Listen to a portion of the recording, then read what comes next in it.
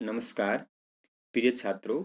आज हम quantum mechanics में हीट कैपेसिटी ऑफ सॉलिड्स यानी ठोसों की ऊष्माधारिता के बारे में अध्ययन करेंगे। सबसे पहले हम ये जानते हैं कि हीट कैपेसिटी क्या होती है। किसी भी सबस्टेंस के 1 मोल का टेम्परेचर 1 डिग्री इंक्रीज करने के लिए जितनी हीट की रिक्वायरमेंट होती है उसे हीट कैपेसिटी या ऊष्माधारिता कहा जाता है। इसके दो प्रकार हैं।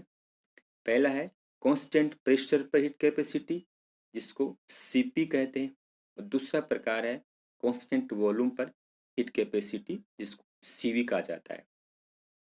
डुलंग एंड पेटिट ने कई ठोस तत्वों के लिए कांस्टेंट वॉल्यूम पर हीट कैपेसिटी यानी सीवी का मान ज्ञात किया, जो कि 6 कैलोरी पर केल्विन पर मोल प्राप्त हुआ।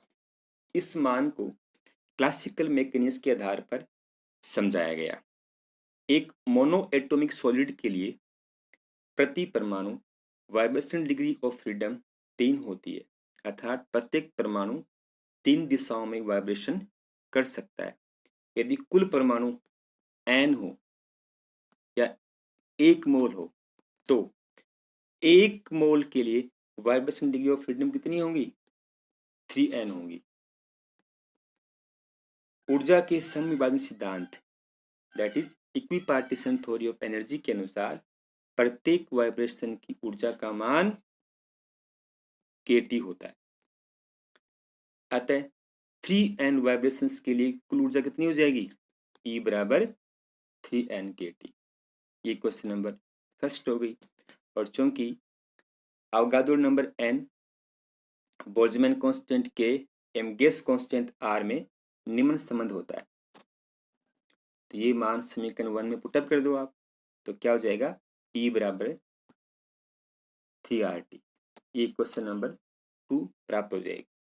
अब हम क्या करेंगे, समीकरण नंबर 2 का कांस्टेंट वॉल्यूम पर टेम्परेचर के सापेक्ष अवकलन करेंगे, तो समीकरण नंबर 3 प्राप्त होगी, अर्थात del E upon del T at constant volume equal to 3R।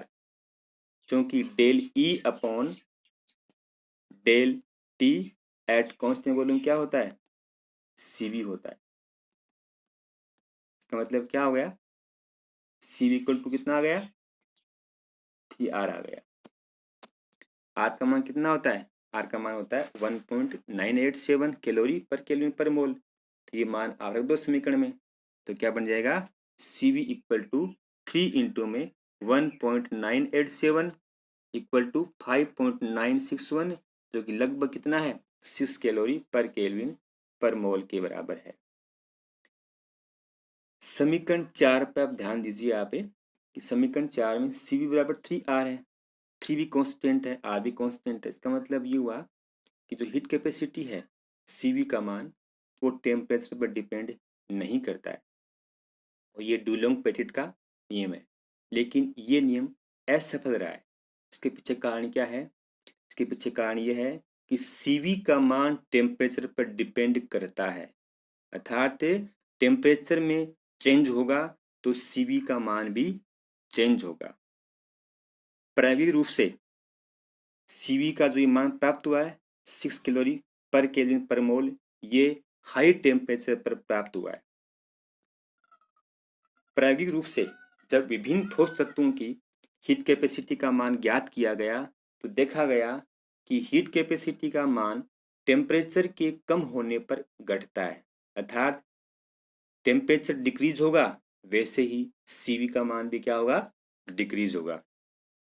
कुछ प्रमुख तत्वों की हीट कैपेसिटी का तापमान के साथ होने वाला परिवर्तन, यानी CV का मान टेम्परेचर के साथ किस तरीके से चेंज होगा, उसको निम्नलिखित ग्राफ में व्यक्त कर सकते हैं। इसमें हमने CV अपॉन R एवं टेम्परेचर के बीच में ग्राफ ड्रॉ किया है। ये CV अपॉन R कहाँ से आया है? ये यहाँ से आया। CV इक्वल टू क्या था? 3R था, और CV अपॉन R क्या हो गया? 3 हो गया। तो हमने क्या किया है? CV अपॉन R एवं टेम्परेचर टी के मध्य ग्राफ ड्रॉ किया है। तो यदि डुलोंग पेटिट का नियम की पालना होती है तो क्या होगा, CV अपॉन आर का मान कितना होगा, CV अपॉन आर का मान 3 होगा, जो कि टेम्परेचर पर डिपेंड नहीं करता है। अर्थात CV अपॉन आर का मान हमेशा कांस्टेंट रहेगा। आप ध्यान दीजिए इस ग्राफ के ऊपर आप कि सभी एलिमेंट्स के लिए जब टेम्परेचर हाई है, इस जगह पे तापमान हाई है, तो यहाँ पर क्या हो रहा है कि सभी एलिमेंट्स के लिए CV अपॉन आर का मान क्या हो रहा है, 3 आ रहा है इस जगह। यानी हाई टेम्परेचर के ऊपर सभी एलिमेंट्स हैं वो डुलोंग पेटिट नियम की पालना करते हैं। लेकिन जब टेम्परेचर डिक्रीज होता है तो क्या हो रहा है, CV अपॉन आर का मान, CV अपॉन आर का मान भी क्या हो रहा है, डिक्रीज हो रहा है ना इस हिसाब से। और जब टेम्परेचर क्या हो रहा है, 0 हो रहा है, तब CV अपॉन आर का मान भी क्या हो रहा है, 0 हो रहा है। यानी डुलोंग पेटिट के द्वारा जो नियम दिया गया था वह केवल हाई टेम्परेचर पर ही CV के मान को एक्सप्लेन करता है, लो टेम्परेचर पर CV के मान को एक्सप्लेन नहीं करता है। लो एवं हाई टेम्परेचर दोनों पर हीट कैपेसिटी के मान को एक्सप्लेन करने के लिए आइंस्टीन ने सुझाव दिया। तो हम पढ़ेंगे अब आइंस्टीन द्वारा ठोसों की हीट कैपेसिटी का स्पष्टीकरण, व्याख्या उसकी, ठीक है ना।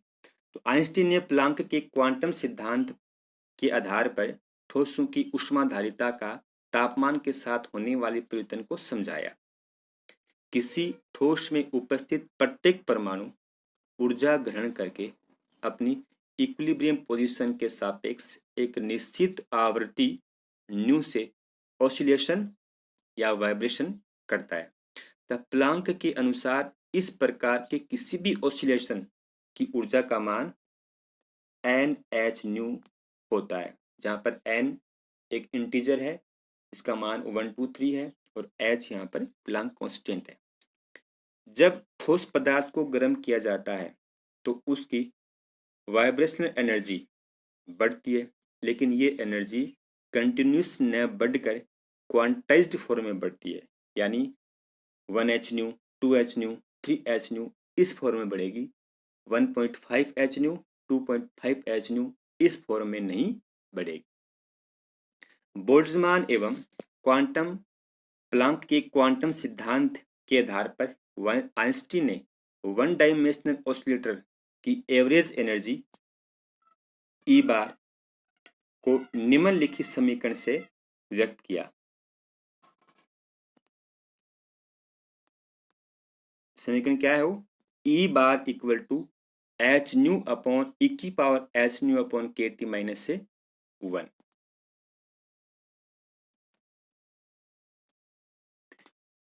ये समीकरण नंबर 5 है, वो वन डायमेंशन के लिए यानी एक दिशा के लिए ही है, और चूंकि परमाणु 3 दिशाओं में वाइब्रेशन करता है इसलिए एनर्जी क्या हो जाएगी, E bar equal to 3H nu upon E की power H nu upon KT minus से 1 हो जाएगी। ये समीकरण नंबर 6 है। ये सॉलिड्स की हीट कैपेसिटी को एक्सप्लेन करने के लिए आइंस्टीन द्वारा दी गई समीकरण है, और इस समीकरण के द्वारा ही हम हाई टेम्परेचर एवं लो टेम्परेचर पर सॉलिड्स की हीट कैपेसिटी को एक्सप्लेन करेंगे कि किस तरीके से तापमान बढ़ने से और तापमान कम होने से हीट कैपेसिटी में चेंज होता है। तो सबसे पहले देखेंगे हम हाई टेम्परेचर के ऊपर इसका मान किस तरीके से चेंज होगा। जब टेम्परेचर हाई है तब ध्यान दीजिए इस समीकरण में T का मान बढ़ेगा तो H न्यू अपॉन KT का मान क्या हो जाएगा, घटेगा। यानी H न्यू अपॉन KT का मान 1 से बहुत कम हो जाएगा। जब H न्यू अपॉन KT का मान 1 से बहुत कम है तब क्या होता है, हम E की power H nu upon KT को निम्न रूप में लिख सकते हैं। कैसे लिखेंगे? ई की पावर एच न्यू अपॉन के टी बराबर 1 प्लस एच न्यू अपॉन के T plus 1 upon 2 H nu upon के टी की power 2 plus 1 upon 6 H nu upon के टी की पावर 3 प्लस सो ऑन। क्योंकि एच न्यू अपॉन के टी का मान क्या है? 1 से बहुत कम है। इसका मतलब क्या हुआ? इन 2 स्टेप्स जो है ये वाली 1 प्लस एच न्यू अपॉन के टी के बाद की सभी स्टेप्स का मान बहुत कम होगा, तो इनको हम समीकरण में से छोड़ देते हैं। तो पीछे क्या रहेगा? पीछे रह जाएगा ई की पावर एच न्यू अपॉन के टी बराबर हो जाएगा 1 प्लस एच न्यू अपॉन के टी। ये इक्वेशन नंबर आपकी 7 आ गई। ठीक है ना? इस इक्वेशन नंबर 7 में जो ई की पावर एच न्यू अपॉन के टी है ना, इसका मान हम समीकरण नंबर जो 6 थी ये वाली, इसमें पुटअप कर देंगे इसकी जगह पे। ठीक है ना? तो पीछे क्या रह जाएगा? ई की E bar equal to 3 h nu upon 1 plus h nu upon के टी माइनस 1। 1 से 1 क्या हो गया? कैंसिल हो गया। तो पीछे क्या रहा? E bar equal to 3 h nu upon के टी। अब क्या हुआ? एच न्यू से एच न्यू कैंसिल हो गया, तो पीछे क्या रहेगा? ई बार इक्वल टू 3 के टी आ गया। ये क्वेश्चन नंबर 8 आ गई। इक्वेशन नंबर 8 क्या है? 1 एटम के लिए है। अब हम मान लें कितने एटम्स हैं? 1 मोल है, तो हम लिखेंगे 1 मोल परमाणु की कुल ऊर्जा क्या बन जाएगी? एनर्जी जो है ना अपनी, ये ई बार, इस ई बार को अवगाद्रो नंबर n से मल्टीप्लाई कर देंगे, तो ये अपनी आ जाएगी total energy of 1 mole of the atoms. तो क्या होगी? ई बराबर 3n/kT, और n के बराबर क्या है? r होता है, इसलिए ई बराबर क्या हो गया? 3RT आ जाएगी। इक्वेशन नंबर 9 होगी। अब इक्वेशन 9 का हम क्या करेंगे? कांस्टेंट वॉल्यूम पर टेम्परेचर के सापेक्ष इसका आकलन करेंगे, तो हमें क्या हो जाएगा? हमें ये समीकरण प्राप्त हो जाएगी। ठीक है ना? या क्या हो जाएगा? सी बराबर 3R। इक्वेशन नंबर 10 प्राप्त हो जाएगी। इक्वेशन नंबर 10 कौन सी थी? इक्वेशन नंबर 10 डुलोंग पेटिट द्वारा दी गई समीकरण थी, जिसको हमने किससे प्राप्त किया है? हमने हाई टेम्परेचर पर आइंस्टीन समीकरण से प्राप्त किया है। अर्थात डुलोंग पेटिट द्वारा दिया गया जो नियम है वो हाई टेम्परेचर पर ही सही परिणाम देता है। ठीक है? इसके बाद हम आते हैं लो टेम्परेचर के ऊपर। जब तापमान क्या हो? कम हो, तो 1 मोल परमाणु की कुल ऊर्जा को निम्न समीकरण से व्यक्त करते हैं। ई बराबर क्या है? ई बराबर है एन ई बार, और हम क्या करेंगे? ई बार का मान समीकरण 6 है ये वाला, E bar equal to 3 h nu upon ई की पावर एच न्यू अपॉन के टी माइनस 1 यहाँ पुटअप कर देंगे ई बार की जगह, तो क्या बन जाएगा? ये ई इक्वल टू जाएगा 3 NH न्यू अपॉन ई की पावर एच न्यू अपॉन के टी माइनस 1। ये क्वेश्चन नंबर 11 हो गया। अब हम क्या करेंगे? इक्वेशन नंबर जो 11 है इसका हम स्थिर आयतन पर तापमान के सापेक्ष अवकलन करेंगे, तो हमें निम्नलिखित समीकरण प्राप्त होगी, ये वाली। इसमें बहुत से स्टेप्स हैं, हमने केवल अंतिम समीकरण लिखी है इसकी। समीकरण क्या है वो? Del E upon del T at constant volume equal to 3n K H nu upon के टी की पावर 2 है, ई की पावर एच न्यू अपॉन के टी, और नीचे क्या है? ई की पावर एच न्यू अपॉन के टी माइनस 1 का होल स्क्वायर हो गया, और इसके बराबर क्या है? सी वी है। तो क्या बनेगी equation? C we equal to हो जाएगी 3n K H nu upon के टी की पावर 2 ई की पावर एच न्यू अपॉन के टी अपॉन ई की पावर एच न्यू अपॉन के टी माइनस 1 का होल स्क्वायर हो गया। अब देखिए आप, जब टेम्परेचर लो है तो क्या होगा? टेम्परेचर लो होगा तो एच न्यू अपॉन के टी का मान क्या होगा? 1 से अधिक होगा, अर्थात ई की पावर एच न्यू अपॉन के टी इज ग्रेटर देन 1। तब समीकरण 12 में क्या होगा? समीकरण 12 में ये मान है नीचे वाला, ये वाला, इसमें हम क्या करेंगे? इस एक को छोड़ देंगे, तो पीछे क्या रहेगा? पीछे रह जाएगा सी we equal to 3n K H nu upon के टी की पावर 2 और ई की पावर एच न्यू अपॉन के टी, और नीचे आ गया ई की पावर एच न्यू अपॉन के टी की का हो गया होल स्क्वायर, हमने एक यहाँ छोड़ दिया, ठीक है ना। आप देखो इसमें दो हैं, यहाँ पर तो e की पावर एच न्यू के टी एक ही है और नीचे कितने हैं, दो हैं, तो एक आप इसमें कैंसिल कर दीजिए तो पीछे क्या रहेगा, एक रह जाएगा, यानी यहाँ क्या आ जाएगा, 1/e की पावर एच न्यू अपॉन के टी आ जाएगा। उसको ऊपर ले जाओ आप तो क्या आ जाएगा, साइन इसका साइन यहाँ पर माइनस हो जाएगा, तो क्या बन गया है, C we equal to 3n h nu upon के टी का होल स्क्वायर ई की power minus h nu upon के टी, ये क्वेश्चन नंबर आ गया आपकी 13, ठीक है ना। अब देखो इस इक्वेशन में दो पार्ट हैं, एक तो ये एच न्यू अपॉन के टी की पावर 2 वाला और एक एक्सपोनेंशियल फैक्टर ये वाला ई की power minus h nu upon के टी। जो पहला फैक्टर है ना एच न्यू अपॉन के टी का होल स्क्वायर, ये क्या शो कर रहा है कि जब टेम्परेचर बढ़ेगा तो एच न्यू अपॉन के टी का मान क्या होगा, जब टेम्परेचर घटेगा तब एच न्यू अपॉन के टी का मान क्या होगा, बढ़ेगा, तो सी का मान क्या होना चाहिए, बढ़ना चाहिए, ठीक है ना। और सेकंड फैक्टर जो ये है ना ई की power minus h nu upon के टी, इसमें क्या हो रहा है, जब टेम्परेचर का मान घटेगा, है ना, तो क्या होगा, टेम्परेचर के मान घटने से ई की power minus h nu upon के टी का मान घटेगा। क्यों घटेगा, क्योंकि यहाँ पर साइन क्या है, माइनस का है।